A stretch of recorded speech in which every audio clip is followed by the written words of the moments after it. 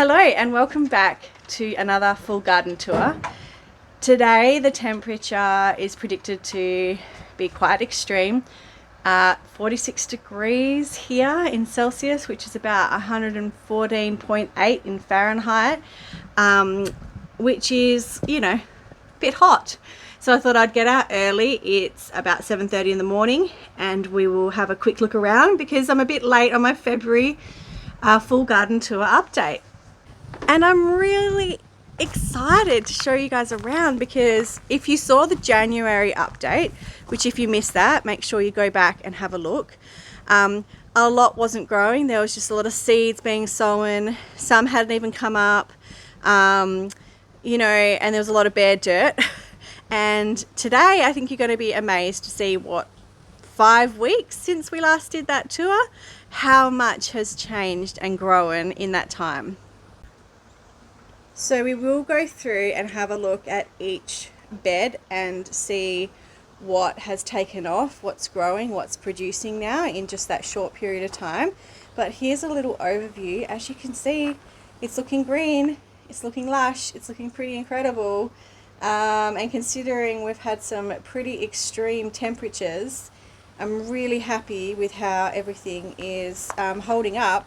And also, because I was so late in sowing my seeds, I'm just really impressed that, nothing was really fully established and everything is just taken off with the soil.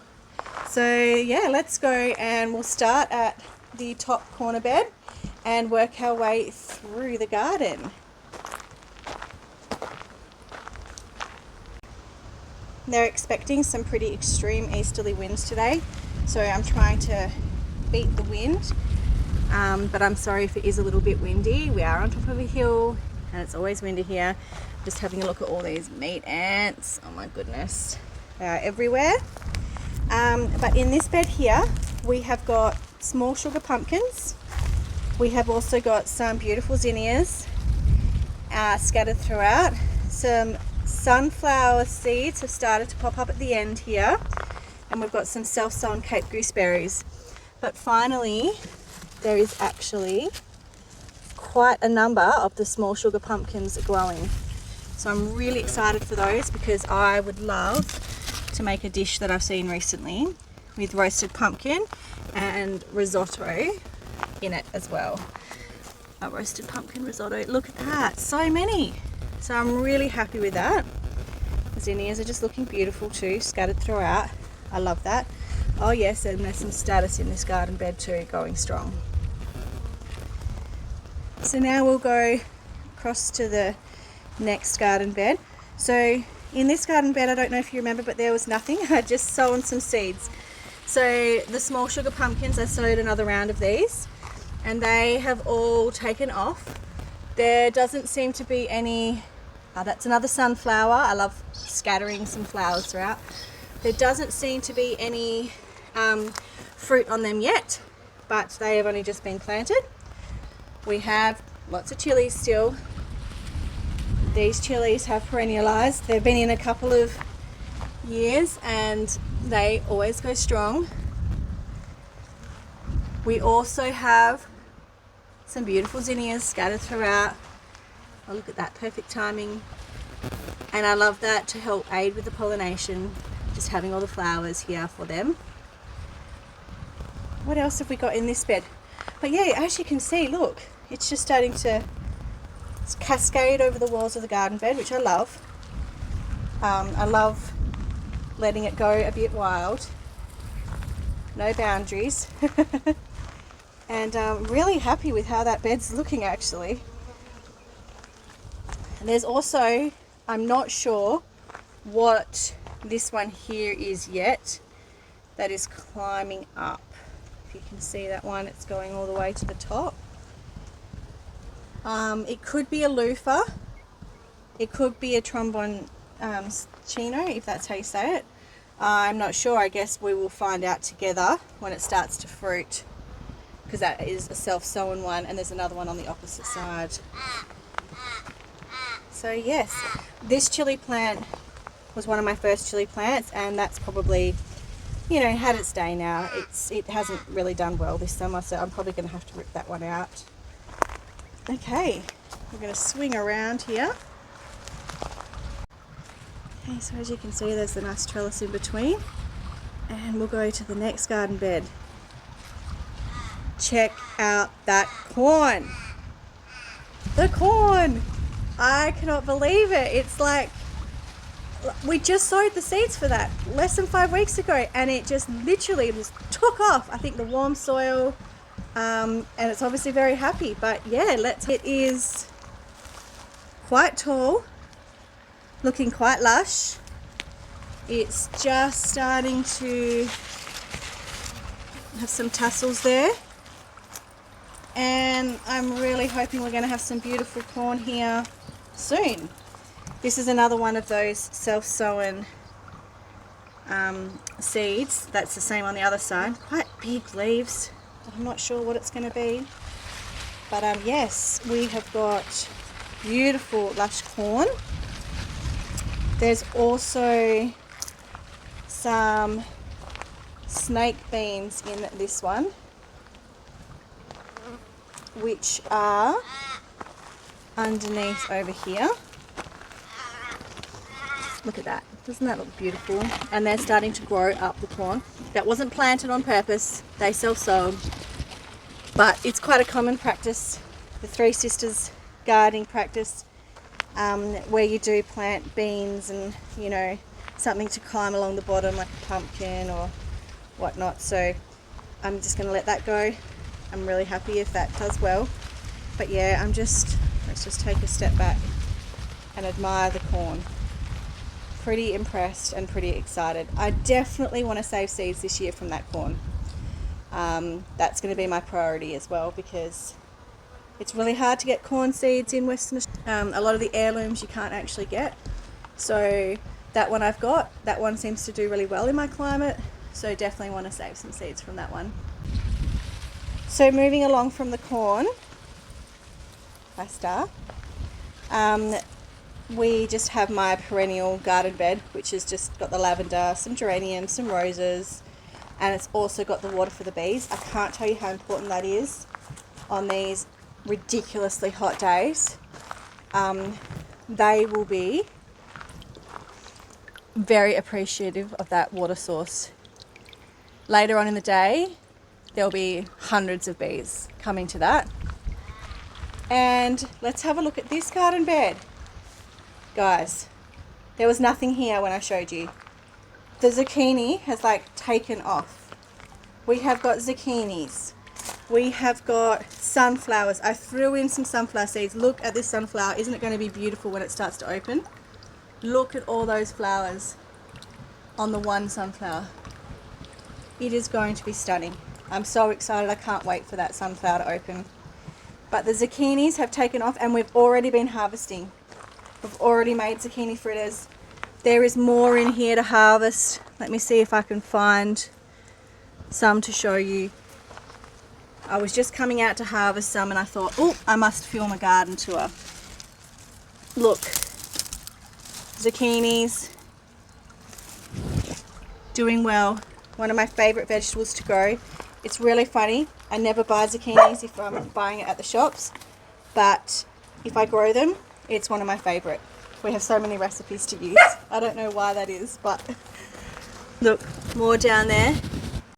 Sorry, I just paused for a moment because this one was barking. Excuse me. Shush, we're trying to film here. Yeah, so lots of zucchinis. Another one here. That's what I'm coming out to pick this morning. We will harvest those. Oh, look, another one in there. Crazy. This one here is some self-sown amaranth. I think some people call it tree spinach. Don't quote me on that, but I'm pretty sure the leaves are all edible and you just eat them like a spinach. Maybe someone can confirm that for me if you recognize that plant. I haven't. I don't know why. Just haven't. But yes, it's self-sown everywhere, and I must look that up because it survives our heat, and if the leaves are edible, then that will be amazing because, yeah, you can, like lettuce and that just does not grow through our summer, so that would be quite handy. Alright, so let's just get an overview of where we've been. So we've just had a look at the 4 shorter garden beds along here, plus my little perennial system there. And now we're going to go for a walk a bit further along.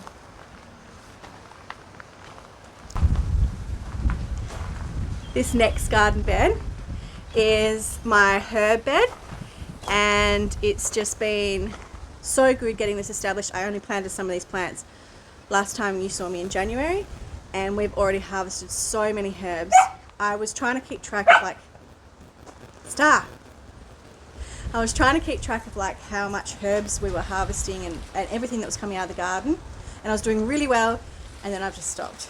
But as far as money saving, as far as getting your bang for buck, having a herb bed is probably the thing that makes the most sense, because when you buy herbs from the shops, I don't know what it's like other places, but you get this small tiny punnet, and it's normally $3 or $4 for just a few sprigs of rosemary or a few sprigs of oregano. So growing your own really does add up, even though you're only harvesting a little and often. But let's show you guys the herb bed and how that's going. So we'll just come down here. Look at that. Doesn't it look lush? As you can see, I have got some self-sown amaranth again. I've got the rosemary, which we are just harvesting all the time off that. We've got onion chives, which has been established for quite some time. We have got some silver beet. That one at the back there's probably had its day. It's probably about to go to seed. We have got the bay tree in the middle, which is starting to put on new leaves, which is really exciting. We've got some self-sown basil in here. We have got the sage. We've got oregano down here. Oh look, we've got some self-sown dill as well. And then around this side, I did plant some parsley plants. They were not happy. Look, fried. It's just been so hot. But we've got some thyme in here as well. So I do need to take back a bit of control from these amaranths. Oh look, that's a weed. Don't want that in there. But yeah, it's looking really good and lush. And like I said, probably my most visited and productive bed. If I had only space for one bed, that's what I would plant, a herb bed.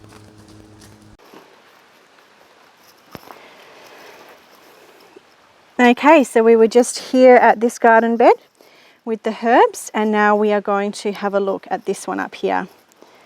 Oops, sorry about that.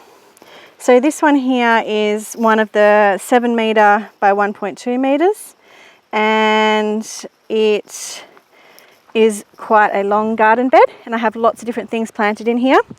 This at the end is a Cape gooseberry. I don't know if you remember from last time, but it was looking huge and green and lush, and that is what parrots do to my plants. They have just come in and eaten the plant down, stripped it.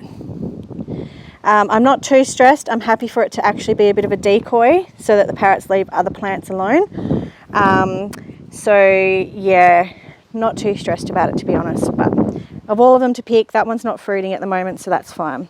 I've got a self-sown lavender in this one, and then moving up I also have some watermelon. So the watermelon is starting to, oh my goodness, look at this. Look at the little baby watermelons. They're starting to fruit. So I am excited to potentially have watermelons here very soon. Again, these were just seeds that we just popped in not that long ago. We've got some self-sown amaranth there, looking beautiful. And on the trellis, I'll go around that side and show you, but that is the cucumbers. They're starting to get intertwined. I'm going to be honest here, and I'm a little bit nervous because I plant cucumber Armenians, which are part of a melon family, and I've planted watermelons next to it. I'm just hoping that they are different varieties and that they don't cross, because that would be a bit disappointing. I would not be able to save the seeds then. So we've got those flowers, which are the cucumbers, and then we've got these flowers, which are the watermelons. So hopefully there's no cross-pollination. I'll have to look into it and check the varieties and what I've done there. Also, you can see We've got some more zinnias just scattered throughout. So we will go up this way. All the watermelons are looking really happy. I've got a little bit of a bigger one up here starting to form. Look at that. So excited. Self-sown lavender in there. There's some garlic in there. We've got this Malabar spinach, which is currently climbing up the trellis. And we've also got a chili plant on the end here. So we're just going to walk around and have a look down this side. So on this side we have got the cucumber Armenian starting to grow up the trellis and sort of spread everywhere. I'm not sure that there's any fruit as such yet on the cucumbers, but I am sure that we are not, in the shadow, Steph, but I'm sure we are not too far away from getting some cucumbers as well. And once they start producing, I will not have to buy any more. Love them.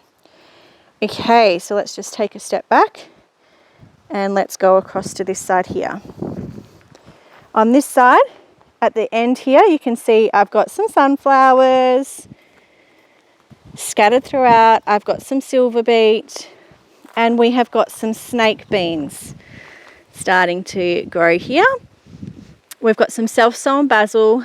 This is like the Thai basil, and it's just fantastic when it's flowering. Like, all the pollinators and bees just love it, so I let them just flower. In between that, we've got some more snake beans. Behind that, you can see my hidden tomatoes from the parrots. Seems to be working so far. Really hoping for fruit. More snake beans along here. And some more silver beet. And then on this side here, we've got rock melons. Don't think I can see any rock melons yet. Lots of flowers, lots of bees, very, very happy bees. Look at that.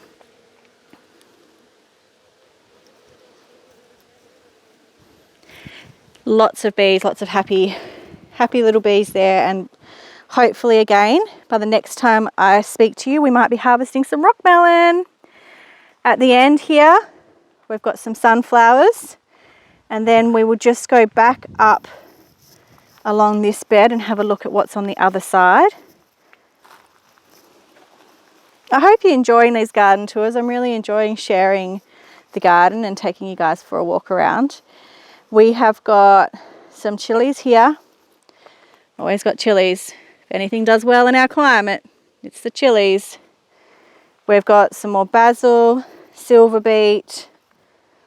I think this is more basil seedlings popping up. I did plant some seeds along here. They haven't germinated. I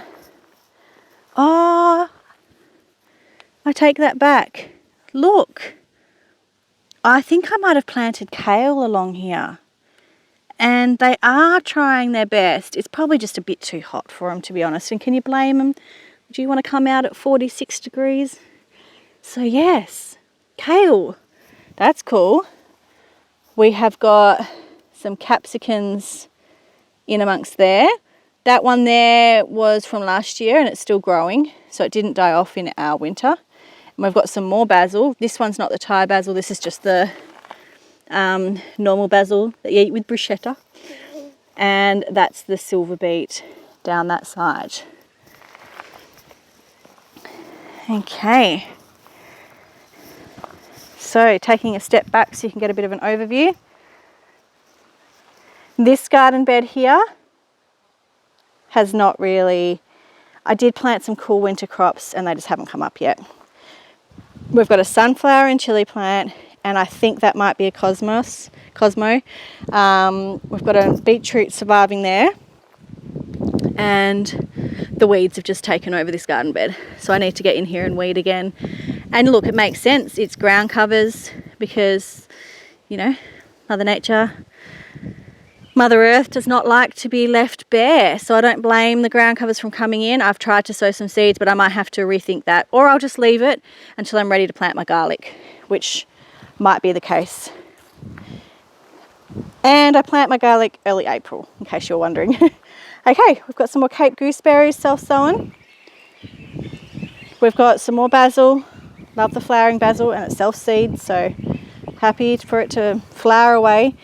We've got the cucamelons, which is still struggling, maybe just starting to take off. And we've still got some carrots in here, which, to be honest, I need to come and harvest because they're getting a bit like woody and stuff. So, and at the end here, of course, I planted another sunflower.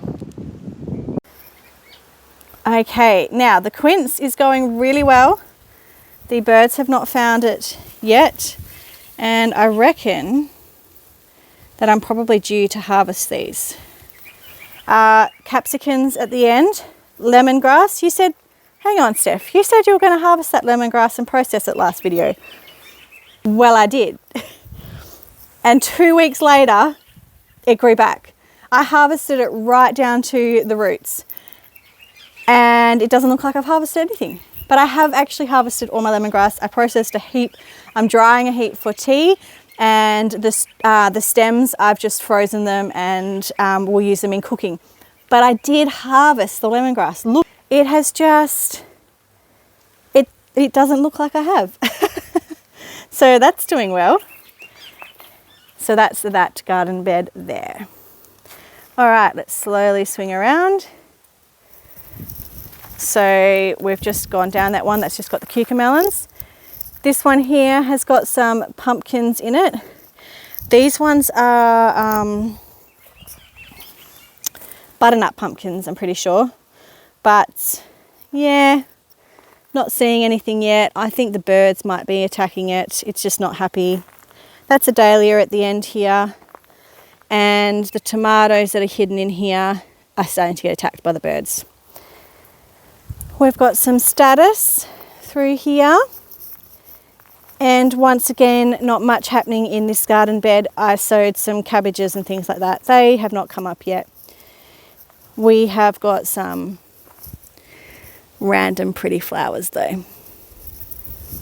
And some sunflowers at the end, of course. Okay, let's swing around and have a look at this really big garden bed. So in this section here, I've actually gone and sown and planted some potatoes. So I've planted 2 rows of potatoes and I've planted some sweet potatoes. And this one was just sprouting in the back of my cupboard and it's looking pretty happy. I've also planted some other ones that were not sprouting all along there. To be honest, I'm waiting for the rains to come for it to actually start, for them to actually take off. So just leaving them in the soil. I put some grass clippings over the top and we'll just see how they go.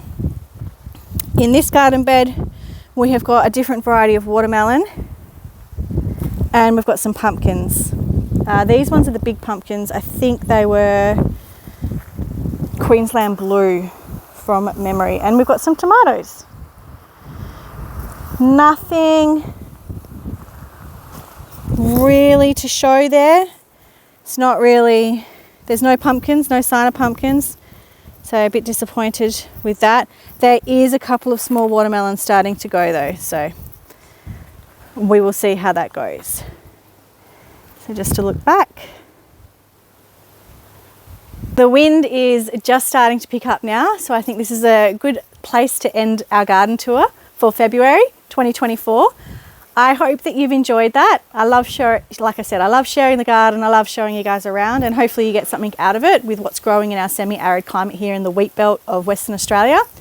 If you have any questions, please feel free to drop them in the comments and I will see you again in March.